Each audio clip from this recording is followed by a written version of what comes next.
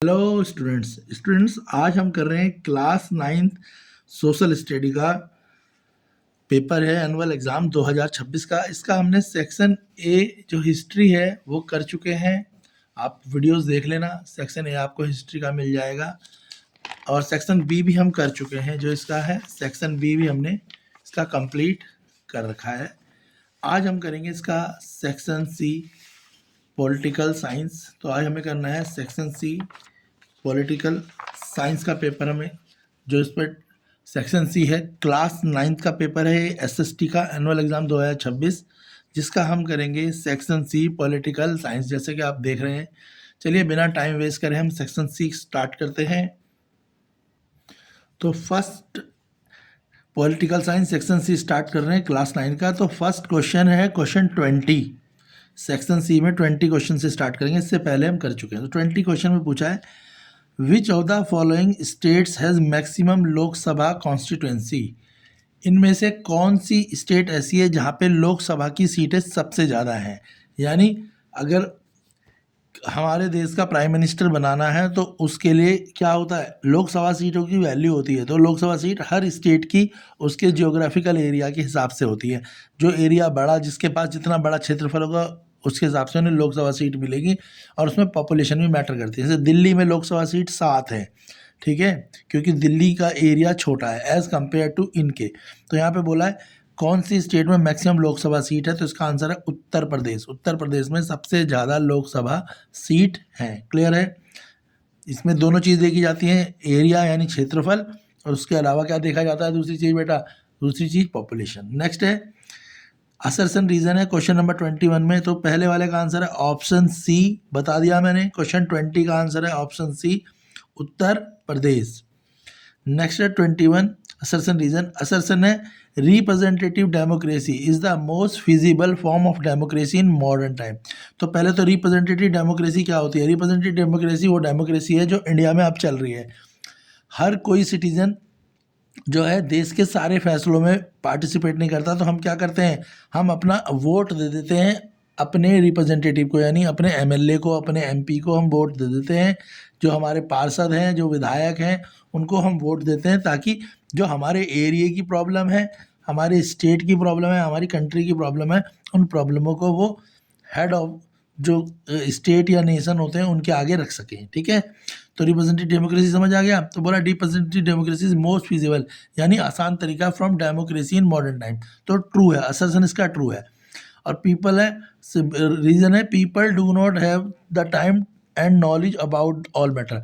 और दूसरा है कि लोगों के पास आज की डेट में इतना समय भी नहीं है और लोगों को इतनी नॉलेज भी नहीं है कि देश में जो भी सॉल्यूशन होते हैं, जैसे देश के लिए तो बहुत सारे सॉल्यूशन है भाई। हमारे को एक्सटर्नल अफेयर भी देखने हैं, हमें डिफेंस भी देखना है, और कंट्रियों के साथ अच्छे रिलेशन भी बिल्ड करने हैं, तो टेररिज्म को भी कंट्रोल में करना है। तो इतनी सारी चीज़ों के लिए लोगों के पास टाइम भी नहीं है और पता भी नहीं है कैसे सॉल्व करें। तो ये रीज़न भी ट्रू है। तो इसका असर्शन भी ट्रू है, रीज़न भी ट्रू है। रिप्रेजेंटेटिव डेमोक्रेसी पता लग गया क्या होती है, इनडायरेक्ट डेमोक्रेसी, जिसमें लोग वोट देते हैं और उनका रिप्रेजेंटेटिव क्या करता है, उनकी प्रॉब्लमों को, ठीक है, लोकसभा और राज्यसभा में, ठीक है, नहीं, अपर हाउस और लोअर हाउस दोनों में क्या करता है, रेज करता है। तो असर्शन रीजन दोनों ट्रू है, इसलिए इसका आंसर होगा ऑप्शन ए। 21 का आंसर हो जाएगा ऑप्शन ए। नेक्स्ट है question 22, find the incorrect match. इसमें इनकरेक्ट मैच ढूंढना है। ठीक है, क्या ढूंढना है बेटा, इनकरेक्ट मैच ढूंढना है। ठीक है ना। तो ऑप्शन है president, head of the state, prime minister, head of the government, parliament, law making body, none of these. तो देखो ये बिल्कुल सही है। पार्लियामेंट में लॉ मेकिंग बॉडी है। पार्लियामेंट क्या बनाती है, कानून को बनाती है। तो पार्लियामेंट में ही देखो कानून पास होते हैं ना। कोई भी कानून, चाहे सीए हो, एनआरसी हो, यूजीसी हो, या आर्टिकल 37 हो, ये सब कहाँ, ठीक है, पार्लियामेंट में इनको पास किया जाता है। प्राइम मिनिस्टर जो होता है हेड ऑफ द गवर्नमेंट होता है। बिल्कुल, प्राइम मिनिस्टर जो है गवर्नमेंट का हेड होता है। मगर president head of the state, ये गलत है। स्टेट का हेड कौन होता है, वो गवर्नर होता है, राज्यपाल होता है। ठीक है ना, प्रेसिडेंट नहीं होता। तो इसका आंसर ऑप्शन ए होगा। ये इनकरेक्ट मैच है कि president head of the state नहीं होता। तो 22 का आंसर हो जाएगा ए। ये आपका रॉन्ग मैच है। क्लियर है। इसके बाद करेंगे question number 23, who acts as a guardian of the fundamental right of the Indian citizen. ठीक है। तो इंडिया के लोगों को कुछ राइट्स मिले हैं, फंडामेंटल राइट्स जो गवर्नमेंट से मिले हुए हैं। तो बोला है वो जो फंडामेंटल राइट्स हैं उनका गार्जियन कौन है, यानी अगर हमारे कोई फंडामेंटल राइट्स को कंट्रोल करने की कोशिश करे या कम करने की कोशिश करे या ख़राब करने की कोशिश करे तो हम उसको बचाने के लिए किसके पास जाएंगे। जैसे घर में भी कोई प्रॉब्लम होती है तो हम किन के पास जाते हैं, अपने पेरेंट्स के पास जाते हैं ना, अगर भाई बहन में कोई दिक्कत आती है। तो वैसे ही कोई हमारे फंडामेंटल राइट्स को छीनने की कोशिश करे, उन्हें कम करने की कोशिश करे, तो हम किसके पास जाएंगे, तो वो जाएंगे हम जुडिशरी के पास। तो 23 का आंसर है ऑप्शन सी, जुडिशरी जो है गार्जियन है जो हमारे फंडामेंटल राइट को बचा के रखती है। अगर कोई उन्हें कंट्रोल करने की कोशिश करेगा तो जुडिशरी क्या करेगी, ठीक है, उसके खिलाफ एक्शन लेगी। तो ऑप्शन सी, 23 का आंसर है option C. Next question 24, 24, 25, 2 marks each question है। तो 24 है, what is an election, election क्या होता है। Right one challenge to free and fair election in India.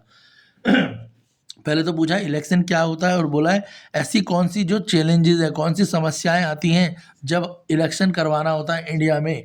Free और फेयर इलेक्शन का मतलब जो इलेक्शन हो उसमें लोग सिंपली लोग वोट दें, उसमें किसी प्रकार का पैसे का या पावर का प्रयोग करके वोटों को मैनिपुलेट ना करा जाए। ठीक है, मैनिपुलेट कराने से बचाने में कौन कौन से चैलेंजेस आते हैं।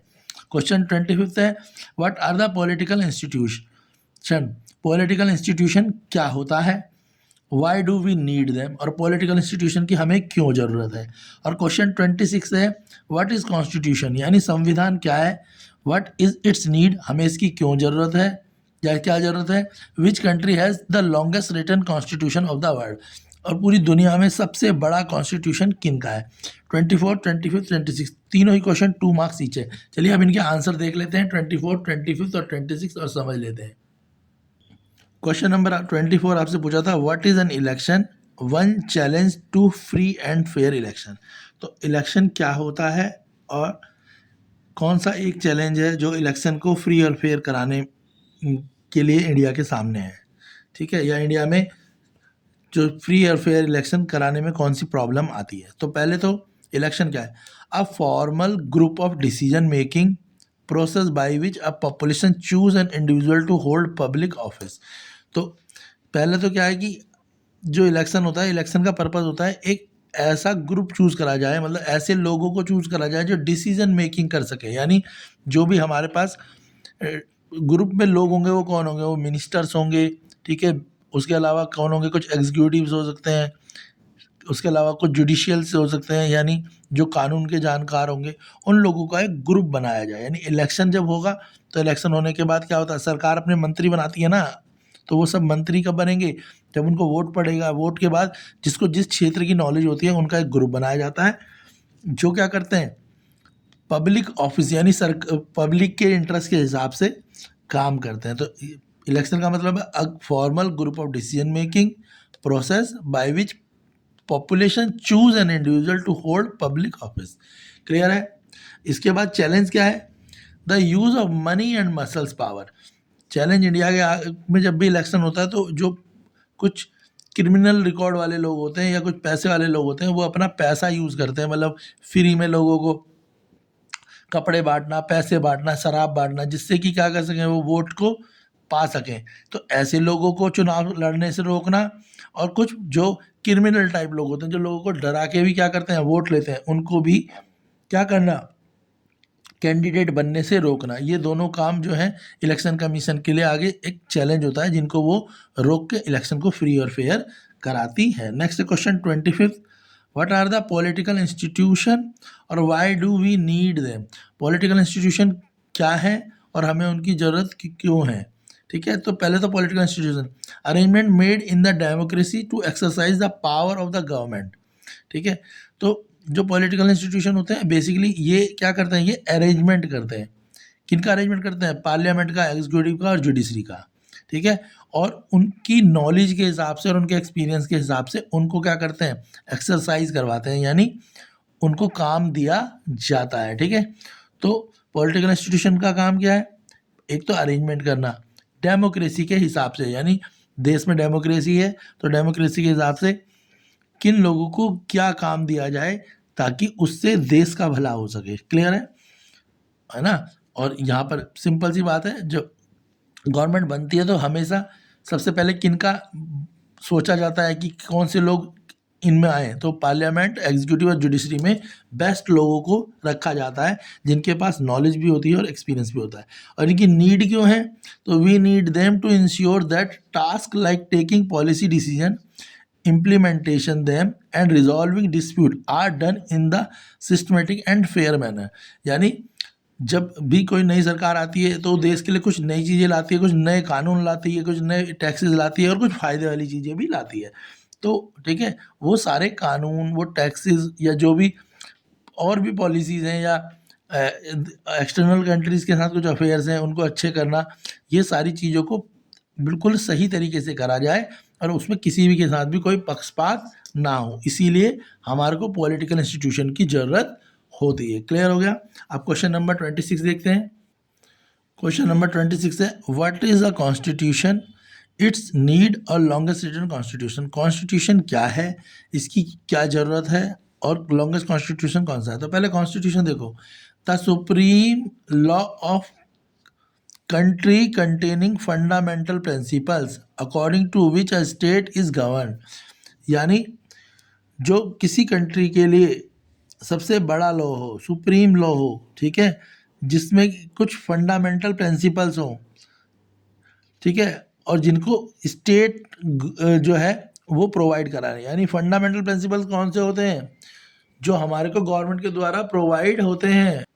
तो आपको फंडामेंटल प्रिंसिपल्स तो पता ही होंगे, जैसे जो लॉ है, कानून है या सोसाइटी या लॉ के आगे सभी इक्वल हैं, इक्वालिटी होनी चाहिए, लॉ के आगे ह्यूमैनिटी होनी चाहिए, अगर कोई कुछ गलत कर रहा है तो उसके लिए अकाउंटेबिलिटी तय होनी चाहिए, जनरल एथिक्स होनी चाहिए। तो फंडामेंटल क्या है, प्रिंसिपल्स हैं जो हमें कॉन्स्टिट्यूशन ने दिए हैं। और उनकी ज़रूरत क्या है, it is generated trust specified how the government will be constituted and limited the power of the government while protecting the citizens right. ये इनकी ज़रूरत इसलिए है कि जो हमारे को राइट्स दिए गए हैं, कहीं ऐसा तो नहीं है कि कुछ पावरफुल लोग या पावरफुल सरकार हमारे जो राइट्स हैं उनको कंट्रोल करे और हमारी डेमोक्रेसी को कम करने की कोशिश करे, हमारे फ्रीडम को कम करने की कोशिश करे। तो उनको प्रोटेक्ट करने के लिए हमारे को कॉन्स्टिट्यूशन की ज़रूरत है। और जो लॉन्गेस्ट कॉन्स्टिट्यूशन है पूरी दुनिया का, वो इंडिया में है। तो इंडिया का कॉन्स्टिट्यूशन सबसे लॉन्गेस्ट भी है और अलाइव भी है, यानी जिंदा भी है, लिविंग कॉन्स्टिट्यूशन है इंडिया का, क्योंकि हम उसमें चेंजेस भी करते रहते हैं। क्लियर हो गया, तो समझ आ गया। तो कॉन्स्टिट्यूशन क्या करता है भाई, वो हमारे फंडामेंटल प्रिंसिपल्स को प्रोटेक्ट भी करता है, ठीक है। उसके अलावा उसकी ज़रूरत इसलिए है कि हमारे जो हमें फंडामेंटल कुछ राइट्स मिले हुए हैं उनको कोई कंट्रोल ना कर सके, कम करने की कोशिश ना कर सके, तो उन्हें प्रोटेक्ट किया जा सकता है बाई कॉन्स्टिट्यूशन। और सबसे लॉन्गेस्ट कॉन्स्टिट्यूशन कौन सा है, इंडिया का है।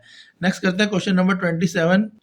क्वेश्चन नंबर 27 है, what is democracy, right one important feature. Democracy क्या है और उसका एक फीचर बताओ। तो पहले बेटा डेमोक्रेसी देखो, डेमोक्रेसी क्या, a form of government in which the rulers are elected by the people. Democracy क्या है, एक संगठन है गवर्नमेंट का, और जिसमें जो रूलर होता है, जो राजा होता है, उसको चुना जाता है लोगों द्वारा। लोग उसे वोट देते हैं तब वो राजा बनता है। यानी चाहे पीएम मोदी हों, चाहे उससे पहले कांग्रेस के हों, या यूपी में योगी जी हों, या आप कह सकते हो पहले दिल्ली में केजरीवाल थे, ये सब कौन है, इनको हमने वोट दिया तब जाके ये उस पोस्ट पे आए, यानी उस पद पे आए, चाहे कोई सीएम बने चाहे पीएम बने। तो डेमोक्रेसी में लोगों के वोट से बनता है। फीचर क्या है, the final decision making power must be rest with those elected by the people. और जो फाइनल पावर होती है डेमोक्रेसी में वो लोगों के पास होती है, क्योंकि लोग वोट देंगे तब वो बनेगा।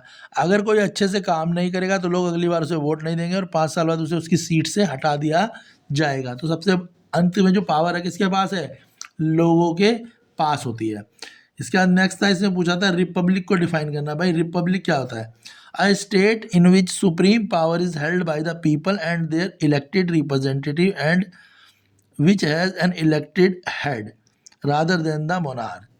तो रिपब्लिक कह सकते हो आप एक ऐसी स्टेट या ना एक ऐसा राज्य या ऐसा संघ बोल सकते हो, देश बोल सकते हो, जिसमें सबसे ज़्यादा पावर किसके पास है, लोगों के पास है। वो अपनी मर्जी से वोट देते हैं और अपना रिप्रेजेंटेटिव, अपना हेड चुनते हैं वोट के माध्यम से, जो प्रेसिडेंट बन जाता है, ठीक है। पर अगर मोनार्की होगी कहीं तो वहाँ पर लोगों के वोट की कोई पावर नहीं होगी, ना लोगों को वोट देने दिया जाएगा, वहाँ पे राजा का बेटा ही राजा बनेगा। मगर यहाँ पर लोगों के वोट से कोई राजा बनता है, अगर वो अच्छा काम ना करे तो अगले बार उसे हटा भी दिया जाता है। ठीक है, आर्ग्यूमेंट पूछा था डेमोक्रेसी के अगेंस्ट क्या है, तो इनस्टेबिलिटी। ठीक है, तो बोला गया कि भाई डेमोक्रेसी में एक नुकसान क्या है, तो इनस्टेबिलिटी होती है। इसमें जो राजा होता है यानी जो प्रेसिडेंट होता है, ज़रूरी नहीं है हर बार वही बनेगा या उसका ही कोई फैमिली वाला बनेगा, क्योंकि कई बार क्या होता है जो राजा होता है वो अच्छा होता है पर हम उसे हटा देते हैं तो उसका एक्सपीरियंस का कोई देश को फ़ायदा नहीं मिलता। तो instability, leaders keep changing in the democracy, leader बदलते रहते हैं, which can lead to the frequent shift in the policy and governance, जिसके कारण जब लीडर बदलता है तो वो कुछ पॉलिसियाँ भी चेंज करता रहता है। ठीक है, जैसे कोई पहले प्राइम मिनिस्टर आया है, प्रेसिडेंट आया तो उसने कुछ और पॉलिसियाँ लाया, कुछ और कानून लाया, नया आएगा तो वो उन पॉलिसी और उन कानूनों को क्या कर देगा, चेंज कर देगा। तो इसके कारण क्या होते हैं, कई बार कुछ लॉज जो देश के लिए अच्छे होते हैं उन्हें चेंज कर दिया जाता है, जिसके कारण कुछ लोगों के लिए वो इनकन्वीनियंट भी होते हैं। चलिए नेक्स्ट क्वेश्चन करते हैं, क्वेश्चन नंबर 28। क्वेश्चन 8 में पूछा गया है, name the fundamental rights, name the fundamental right given in India by the constitution briefly and explain the right to freedom of religion. ठीक है, तो क्वेश्चन नंबर 28 आप देख रहे हैं। चलो 28 इसका आंसर मैच देख लेते हैं। तो देखो फंडामेंटल राइट्स पूछें तो पहले देखो हमारे फंडामेंटल राइट्स कितने हैं, तो 6 फंडामेंटल राइट्स हैं जो हमें गवर्नमेंट ने दिए हैं। पहला फंडामेंटल राइट है राइट टू इक्वलिटी, तो सभी लोगों को चाहे वो किसी भी जाति धर्म के हो, मेल हो फीमेल है, सबको इक्वलिटी प्रोवाइड होगी। दूसरा है right to freedom, right to freedom का मतलब है हमें सबको अब स्पीच बोलने की आज़ादी होगी, एक साथ इकट्ठे होने की आज़ादी होगी, हमें कोई हम प्रोटेस्ट भी कर सकते हैं। ठीक है, या हम कोई प्रोफेशन को भी चूज़ कर सकते हैं तो उसका लिए हमें फ्रीडम होगा। राइट अगेंस्ट एक्सप्लॉयटेशन का मतलब है कि किसी को भी एक्सप्लॉइट नहीं करा जाएगा, चाहे वो महिला हो चाहे कोई बच्चा हो, यानी चाइल्ड लेबर नहीं कराई जा सकती, ह्यूमन ट्रैफिकिंग नहीं कराई जा सकती किसी के साथ भी। तो ये राइट अगेंस्ट एक्सप्लॉयटेशन है कि किसी से चाइल्ड लेबर ना कराया जाए, ह्यूमन ट्रैफिकिंग में वगैरह जो है ये क्या है, ये सब लॉलेस है, इनमें सज़ा हो जाएगी, कानून के खिलाफ माना जाएगा। नेक्स्ट है right to freedom of religion, सभी व्यक्ति वो किसी भी धर्म को मान सकते हैं, किसी भी धर्म की पूजा कर सकते हैं, यानी citizens to practice and propagate any religion. इसके बाद कल्चर एंड एजुकेशनल राइट, यानी इसमें क्या है सभी धर्मों को सरकार प्रोटेक्ट करेगी। ठीक है ना, तो protect the right of religious and linguistic minority to preserve their heritage. तो सभी क्या है कल्चर और एजुकेशनल राइट्स हैं, इनमें प्रोटेक्ट करा जाएगा, राइट टू रिलीजन होगा और माइनॉरिटी को भी प्रिजर्व करा जाएगा उनके हेरिटेज को। नेक्स्ट है राइट टू कॉन्स्टिट्यूशनल रेमेडीज, इसके अंदर citizens to stand before the court if their fundamental rights are violated. अगर किसी भी देश के नागरिक के फंडामेंटल राइट सरकार उन्हें कंट्रोल करने की कोशिश करती है, जैसे किसी व्यक्ति को उसके घर में ही क्या करती है बंद करने की कोशिश करती है, नज़रबंद करने की कोशिश करती है, या कोई कुछ लोग हैं जिनको सरकार की पॉलिसी समझ नहीं आ रही और वो प्रोटेस्ट करना चाहते हैं और सरकार उन्हें अलाउ नहीं करती, तो वो कोर्ट के आगे जाके खड़ा हो सकते हैं और ठीक है सरकार को उस बात का जवाब देना पड़ेगा। तो सरकार के पास ऐसी पावर नहीं है कि वो किसी भी व्यक्ति या ग्रुप ऑफ पीपल के फंडामेंटल राइटों को वायलेट कर पाए, ख़त्म कर पाए या कमज़ोर कर पाए। चलिए आगे देख लेते हैं। 5 मार्क्स का क्वेश्चन था 28, तो इसमें फिर दूसरी चीज़ पूछी थी right to freedom of religion को एक्सप्लेन करना है।